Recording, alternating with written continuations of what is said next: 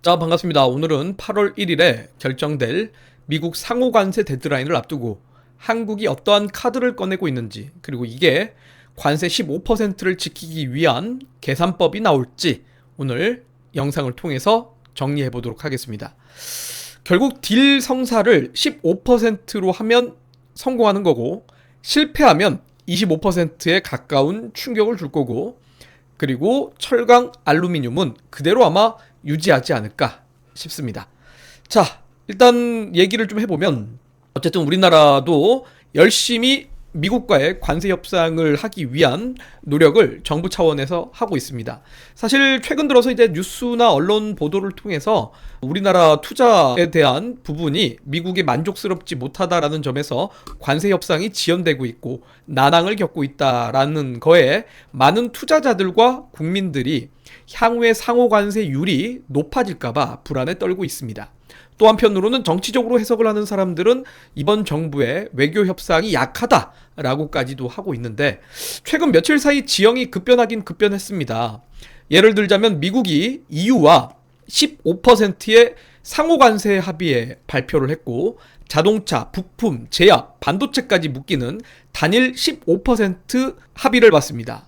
물론 금속 부분에서 철강, 알루미늄에 대해서는 50% 관세가 유지가 되긴 하지만, 어쨌든 EU하고의 관세 협상으로 인해서 다른 나라들도 관세 협상을 순차적으로 좀 하지 않을까라는 기대감과 한편 8월 1일까지 시일이 남지 않았기 때문에 그런 부분에서 다른 나라들의 관세 협상이 늦어지고 있고, 이에 따라 가고 결국 전 세계 보호무역주의가 재개될 것이다라는 불안감도 커지고 있는 가운데, 일본조차도 최근 미국과의 자동차 15% 관세를 결정 지으면서 프레임을 잡았고, 이에 미국이 반도체와 의약품에 최저 관세를 보장했다라는 말을 하면서, 이에 한국도 결국 주변 국가인 일본도 했는데 우리나라도 해야 되는 거 아니냐라는 분위기가 형성되고 있습니다. 자, 이에 따라서 어쨌든 최근에 1,000억 달러의 패키지를 들고 갔지만 미국 정부에서 이를 마음에 들지 않았다라는 내용과 함께, 또 협상을 하던 미국 상무장관이 트럼프의 호출로 인해서 이 관세 협상 테이블이 1시간 만에 끝났다라는 조기 종료의 소식과 함께, 이를 통해서 이제 우리나라가 미국에 패싱 당하는 거 아니냐라는 불안감이 커지고 있는데, 저는 개인적으로는 결국은 사실 관세 협상은 정해져 있는 순서가 아닐까라고 생각이 됩니다. 왜냐? 이미 저는 한미 간의 관세 협상이 3천억에서 4천억 달러 정도의 구두 타결될 가능성이 높다라고 생각됩니다. 우리나라뿐만 아니라 다른 나라도 좀 비슷하지 않을까 싶고, 전반적으로 이제 다른 나라들과의 관세 협상 과정에서 일본도 그렇고 EU도 그렇고 관세 협상을 구두 약속이 진행이 됐습니다. 그리고 여러 나라들과도 계속 이제 블러핑이 오가고 있는 상황인데, 사실 미국의 최종 목적은 미중무역 협상입니다. 미중무역 협상을 하기 위해서 다른 나라들과의 협상 과정을 저는 보여주고 있는 거고, 이러한 분위기를 만들음에 따라서 국내외 정세와 주가의 협상이 영향을 미치곤 있으나, 결국 미국의 최종 목적은 미중 협상이라는 과정에서 다른 나라들과의 협상 과정은 저는 빌드업 과정이라고 생각됩니다. 그렇기 때문에 일본, EU, 영국, 물론 각각 다른 조건으로 좀 협상은 하긴 했습니다만, 예를 들어서 영국은 10% 관세, 일본은 15%, EU는 15%, 나머지 국가는 20% 정도의 이런 이야기가 좀 나오고 있는데, 저는 개인적으로는 우리나라 같은 경우도 일본과 좀 유사한 수준의 4천억 달러 정도 수준에서 마무리가 되고, 결국 우리나라 그리고 일본, EU 이런 나라들과의 협상 과정을 좀 보여주면서 중국하고의 협상을 이끌어내는 결국 과정에 또 어떻게 보면 하나라고 생각이 됩니다. 결국 일본과의 관세 타결도 블러핑일 수 있을 거고, 우리나라에 대한 금액도 사실은 미국이 좀 투자 약속을 지키지 않고 이렇게 계속 약속을 지키지 않으면서 협상 테이블이 깨지고 있지만, 저는 전반적으로는 이미 좀 정해져 있는 순서가 아닐까라고 생각이 되고, 결국 어쨌든 우리나라도 이런 미국하고의 협상을 하기 위한 노력을 하나를 좀 보여주기 위해서 여러 가지 좀 카드를 꺼내고 있는데, 크게는 일단 4가지 카드를 테이블에 올리고 있는 것 같습니다. 예를 들어서 이제 대기업들의 신규 대미 투자를 통해서 미국 내에 반도체 공장을 짓고 미국 내 전기차 배터리 공장을 짓고 미국 내에 데이터 센터 투자를 함으로써 미국인들의 일자리를 창출시켜주겠다. 그렇기 때문에 트럼프의 어떻게 보면 권한을 좀 세워주고, 트럼프란 인물이 임기 동안에 미국을 위해서 이러한 것들을 했다라는 것을 만들어주기 위한 좀 조건을 달았다라고 보고요. 또 더불어서 이제 기존의 현대자동차 같은 경우는 뭐 사전적으로 210억 달러 정도를 미국에 투자하기로 이미 발표를 했었고, 하나솔루션 같은 경우도 23억 달러를 이미 집행을 하기로 했었던 부분이기 때문에 이러한 것도 조건으로 좀 갖고 가면서 정책금융적인 측면에서는 이제 수출입 은행과 산업은행의 보증, 대출, 금리 지원 같은 금융 파워를 좀 보여줄 것이고, 디지털 시장 개방 효과로 인해서 지도나 클라우드 같은 곳에 대한 규제를 완화하고 간접 투자 가치로 좀 환산하면서 이 네 가지 축을 묶어 4천억 달러급의 가치 패키지로 제시하고 그 대가로 관세 15%를 사수하려고 하는 노력을 아마 정부 측에서 하려고 할 거라고 봅니다. 결국 트럼프가 이제 이런 카드를 갖고 가게 되면 본인이 좀 마음에 안 드는 부분에 대해서 이렇게 뭐 찍찍 끄으면서 좀 이런 부분을 좀 수정해달라 뭐 요청할 수도 있겠지만, 유동적으로 금액에 대한 변화는 좀 있을지 모르겠지만 저는 이유와 일본에 뒤이어서 한국에 대한 관세 협상도 결국은 자연스럽게 좀 되지 않을까라고 예상을 좀 해봅니다. 실제로 일본과 EU, 대만 같은 경우도 세네 차례의 무역 협상을 오랜 시간 진행을 해왔기 때문에 기존에 지금 한국은 대선과 재무부 장관 교체하면서 협상 준비가 좀 부족했고, 지금 닥쳐서 이제 하다 보니까 한 차례 만남에서 조기 종료됐다라는 거에 대한 너무 불안감을 갖고 갈 필요는 없을 것 같다라고 봅니다. 결국 미국은 극단적인 전략으로 협상판을 흔들기도 하는데, 저는 개인적으로는 불가피하게 협상은 할 수밖에 없다. 왜? 사실 미국과 중국의 협상이 최종적인 목적이다라고 표현을 했던 것처럼 결국 미국이 중국하고의 협상을 통해서 협상을 하려면 대만이라는 카드를 어떻게 할 것인가?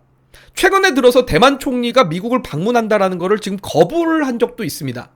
그 말은 대만이라는 카드를 중국과의 협상 카드로 활용할 가능성이 높아질 것이고, 그렇게 되면 사실 반도체 강국이 대만과 한국인데 중국하고의 협상을 위해서 대만을 조금 패싱하게 되면 상대적으로 이제 한국에 대한 반도체도 버릴 수가 없기 때문에 한국 반도체에 대한 부분도 미국이 놓치지 않으려고 한다는 점에서는 결국 한미 간의 관세 협상은 정해져 있는 순서라고 생각이 됩니다.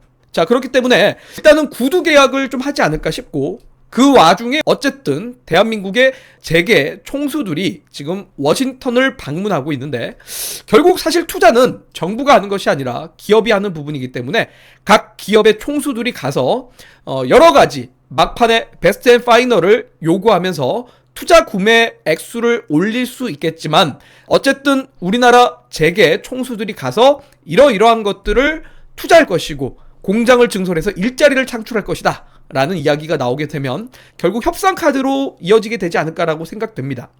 그에 따라 어쨌든 관세 협상이 어떻게 좀 진행될 것인지 아마 우려하시는 분들이 있을 텐데, 일단 부정적인 시나리오를 먼저 이야기를 드리면 관세가 20%나 또는 25%가 부과될 것이다가 아마 투자자들이 가장 불안해하는 요소가 되지 않을까 싶습니다. 그래서 20% 정도가 된다면 일단 기본적으로 자동차 산업은 일본 같은 경우가 15%의 관세를 협상했기 때문에 우리나라가 20%의 관세가 될 경우 당연히 일본 자동차에 비해서 가격 경쟁력이 악화될 수밖에 없기 때문에 수익성 악화로 이어지게 됨으로써 자동차 섹터에 대한 스프레드 압박이 오게 되고, 결국 마진 압박이 자동차 섹터에 대해서는 주가가 좀 부정적으로 작용할 가능성이 높을 겁니다.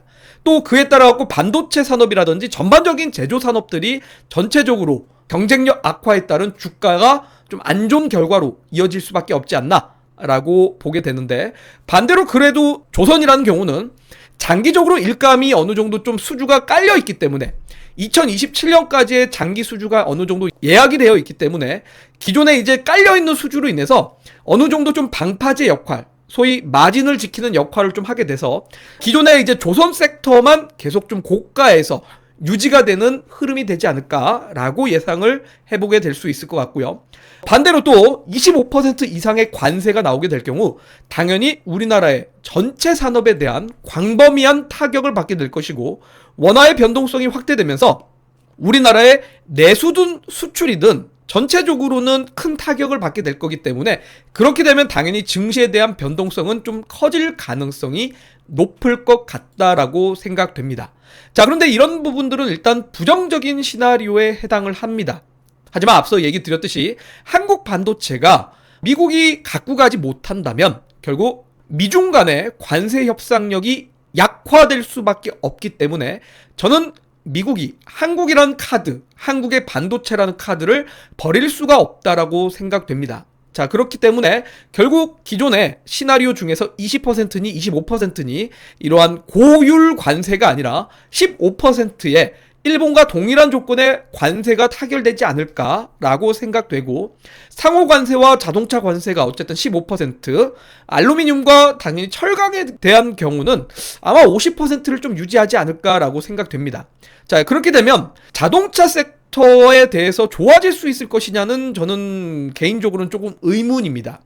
15%면 일본 자동차들과 동일한 조건이 될 수는 있는데, 다만 한국은 과거에 무관세 체감 구간이 매우 길었기 때문에 소비자 가격이라든지 리베이트를 정교하게 조정을 해야지만 실제 판매가 따라올 수 있고, 한마디로 좀 더 쉽게 표현하면 이미 고금리 상황인데 금리가 높은 상황에서 자동차를 관세가 높아지지 않았다고 여러분들 사람들이 많이 사게 될까요?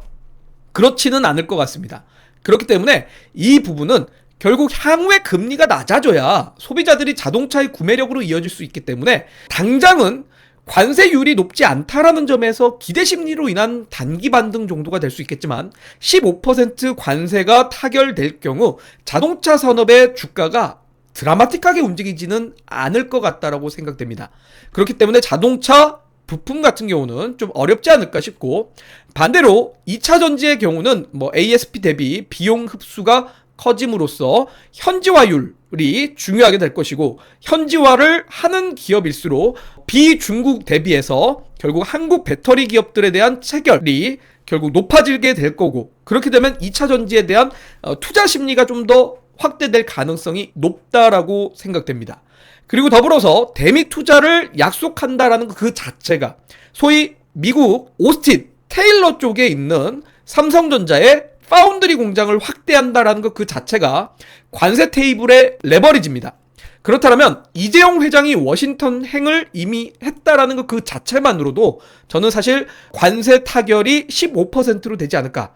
그렇기 때문에 파운드리나 패키징 같은 이런 데이터 센터를 추가한다라는 내용의 소위 반도체 밸류체인들이 저는 앞으로 좀 주가에 순풍을 달면서 상승할 가능성이 높다라고 생각되고, 그렇기 때문에 최근 들어서 이제 삼성전자의 주가도 올라가며 삼성전자의 영향을 받아서 전공정 관련된 종목이나 소재 업체들의 주가가 올라가고 있는데, 저는 이 부분이 아마 관세가 15%로 타결이 될 경우 하반기에도 투자 심리 회복으로 이어지게 되면서 주가의 상승을 좀 기대해 볼 수 있다라고 봅니다. 물론 여기서 우리가 잘 알아야 되는 건, 삼성전자가 테일러의 공장을 확대할 때 결국 여기서 반도체를 생산한 거를 미국에서 생산해서 미국에서 테스트 패키징해서 미국에서 판매를 하게 될 겁니다. 그러면 결국 미국에 진출되어 있는 소재 장비 부품 회사들의 경우는 수혜를 볼 수 있지만, 국내에 한정되어 있는 소재 부품 장비 회사들이 수혜를 보긴 어렵다라는 점에서 최근에 주가가 단기로 상승하는 종목들에 대해서 여러분들이 조금 종목을 옥석 가리기를 할 필요가 있다라고 생각됩니다. 예를 들자면 두산 테스나 같은 오사트 후공정 기업들이 최근 미국 파운드리 재개로 인해서 삼성전자 수혜로 주가가 상승을 했지만, 실제로 두산 테스나는 국내용입니다. 미국으로 가지도 않았을 뿐더러 미국에서 생산한 반도체를 국내로 들여와서 다시 패키징하고 테스트한 다음에 미국으로 다시 보내는 거는 상당히 어려운 일이고 비용적으로 비효율적입니다. 그렇기 때문에 국내에 한정되어 있는 기업들은 저는 잠깐의 기대 심리, 투자 심리로 인해서 주가가 올라갈 수 있을지 모르겠지만 실질적인 이익의 상승으로 연결되기는 어렵다. 오히려 차라리 미국에 있는 미국 장비 회사를 채택하고 미국의 후공정 업체를 채택할 가능성이 높기 때문에 이런 점을 고려해 본다면 사실 우리나라 기업을 투자할 경우 미국에 진출되어 있는 반도체 장비 소재 업체들에 대해서 관심을 가지셔야 될 거고, 반대로 우리나라 기업들이 하지 못하는 부분에 있어서는 미국의 반도체 장비주들을 보시는 게 맞지 않나. 소위 예를 들자면 어플라이드 머티리얼, 램리서치 또는 엠코 테크놀러지 같은 회사들이 미국 테일러의 삼성전자 파운드리 수혜주가 될 가능성이 훨씬 더 높다라는 겁니다. 그래서 굳이 우리나라 반도체 장비 소재주에 너무 한정적으로 수혜주를 찾으려고 하지 마시고 해외 주식을 하시는 분들은 미국의 반도체 장비주에 대한 투자를 저는 개인적으로는 확대해봐도 좋지 않을까. 오히려 국내 기업들 대비해서 훨씬 더 수혜 강도가 더 높을 거라고 봅니다. 그리고 미국에 진출되어 있는 우리나라, 예를 들어 솔브레인 같은 경우는 테일러에 진출되어 있습니다. 솔브레인 같은 경우는 수혜를 볼 가능성이 높겠죠.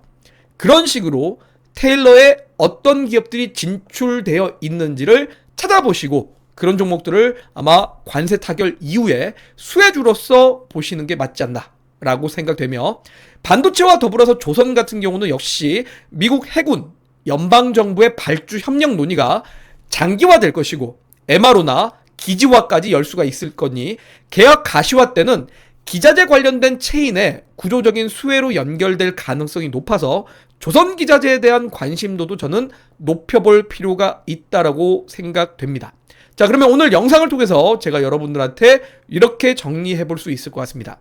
지금 한국은 8월 1일에 관세 협상의 마지막 시일, 데드라인을 앞두고 어디까지 관세가 높아질 것인가 많은 투자자들이 우려하고 지켜보고 있습니다.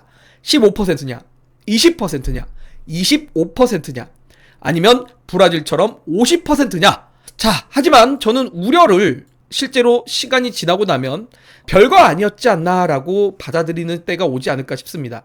왜냐하면 결국 한미 관세 협상은 블러핑이 결국은 계속되고 있으나 구두 약속과 함께 관세 협상이 되지 않을까라고 생각이 됩니다. 그래서 미국이 원하는 걸 소고기나 쌀 같은 농수산물을 개방하고 결국 우리나라는 줄 거를 주고 하면서 일본과 비슷한 조건의 관세 협상을 좀 하지 않을까라고 생각되고, 그렇게 되면 그동안 좀 우려로 받아들였던 섹터들에 대해서 투자 심리가 회복이 될 건데, 단순하게 투자 심리의 회복인지 아니면 실질적인 이익 상승으로 이어질 것인지에 대해서 한번 고민을 해보실 필요가 있으며, 저는 개인적으로 반도체와 조선 섹터에 대해서 관세 타결 이후에 긍정적인 모멘텀이 되며 그 뒤를 2차전지, 배터리 산업들이 조금 투자 심리가 회복되는 흐름으로 이어지지 않을까라고 생각이 됩니다. 결국 결과가 나오면 아마 그게 주가로서 증명되지 않을까. 그에 따라서 여러분들이 관세 협상에 대해서 당연히 우려하고 이런 걸 경계감으로 보겠지만, 결과를 보고 이렇게 투자 결정을 하시기보다는 결과 전에 어떤 섹터, 어떤 종목들이 수혜를 볼 가능성이 높을까를 미리 어느 정도 좀 정리를 해놓고 관세 타결 이후에 투자를 좀 해보면 어떨까라고 생각됩니다. 자, 그래서 앞서 제가 얘기했던 것처럼 미국에 진출되어 있는 반도체 장비 소재 부품 회사 어떤 게 있을지 한번 정리해 보시면 좋을 것 같고, 그 다음에 조선 같은 경우는 기존의 조선 기자재 몇 개 안 되기 때문에 그 종목들에 대한 뷰를 긍정적으로 유지하시면 될 것 같으며, 그 뒤를 따라서 2차 전지에 대한 투자 심리가 조금씩 회복하지 않을까라는 관점으로 투자 결정을 하면 좋을 것 같습니다. 자, 오늘 영상 이렇게 정리해 보도록 하겠습니다. 자, 개인적으로는 정말 우리나라에 좋은 결과가 나오길 바라고 여러분들의 투자 수익으로도 연결되길 바라도록 하면서 저는 다음 영상에서 뵙겠습니다.